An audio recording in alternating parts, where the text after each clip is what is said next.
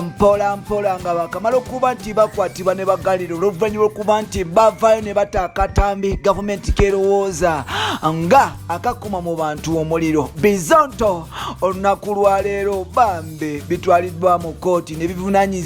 bivunaanibwa omusango ogw'okusosola mu bantu oba okugezako okuba nti bakuma mu bantu omuliro nga bavaayo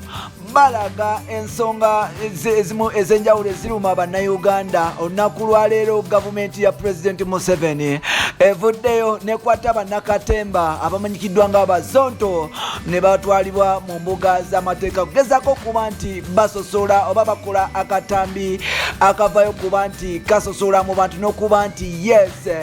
kayinza okuba nti kaleeta kaviiramu kye bayita tribalism mu Uganda. Tukwaniriza nateera ku mukutu gwaffe omuganzi okumanyikiddwa nga Uganda mu Kamuli amanya n'eddoboozi Pampita Ntambi Kimso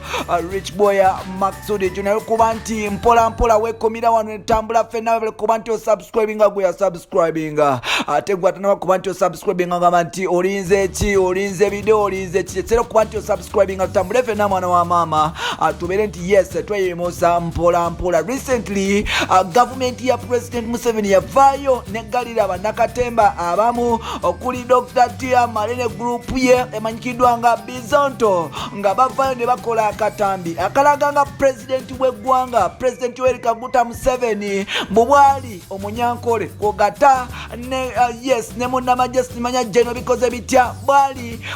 yes omunyankole SFC yes General Muhoozi munyankole pulezidenti wa ISO munyankole kwogata ne governor of Uganda munyankole. Kanono bannakatemba bano bakwata akatambi kano bakaba nti bakayisa ku mikutu gya social media nga bagezaako kuba nti bakuba gavumenti ya President Museveni oba oliawo nga bagamba nti emirimu emirungi gavumenti eno egiwa basajja abanyankole. Wanono mukuba nti bakateeka yakatambi mpola mpola yes ku internet gavumenti yagezaako okuba nti bakontaktinga n'okuba nti kontaktinga basajja bano bababuuze lwaki basazeewo kuba nti bakola akatambi akagezaako okuba nti kakuma mu muliro yes kakuma omuliro mu bannayuganda n'okuba nti kasosolamu amawanga mu bannayuganda nga bagamba nti yes President Museveni munyankole General yes simanya omukulu wa polisi naye munyankole simanyi omudumizi w'amagye munyankole nga bagamba nti simanya prime minister munyankole nga bagamba nti yes buli kimu ky'abanyankole. President Museveni like government ya Uganda egamba nti kinono kibi nnyo okuba nti omuntu akozesa yes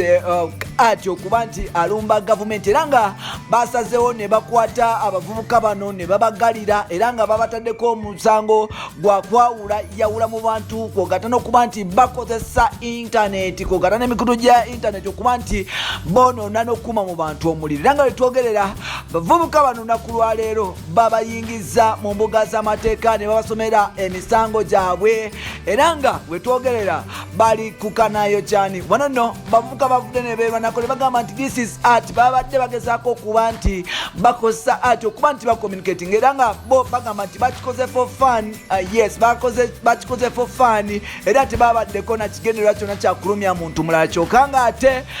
yes kyokanga ate omuntu yes kyokanga ate bo nga abantu yes kyokanga ate bo nga abantu basazeewo okuba nti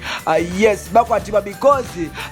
government egamba nti bagezaako okuba nti bakuma mu bantu omuliro mpola mpola. Wanene kikulaga nti system egenda etuuka mpola mpola era nga abakulu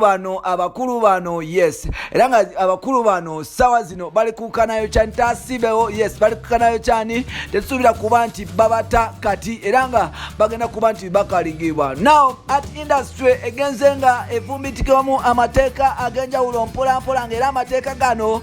yes olina okuba nti okozesa yes amateeka gano gagenda kuba nti gasesaringa art industry because abantu abali mu art bavuddeyo nga bayita mu nnyimbo kugezako okuba nti bakuma mu bantu omuliro kwogata ne bannakatemba baabwe era nga Bazonto gavumenti egamba nti bagezaako okuba nti basosola mu bantu bakuma omuliro mu bantu bakwawula mu bantu nga bagezaako okuba nti bagezaako okuexposinga gavumenti nga buli mirimu emirungi bagiwa abanyankole ate nga yo gavumenti egamba nti Uganda y'abantu bonna era nga buli mirimu n'ebitiibwa ebyenjawulo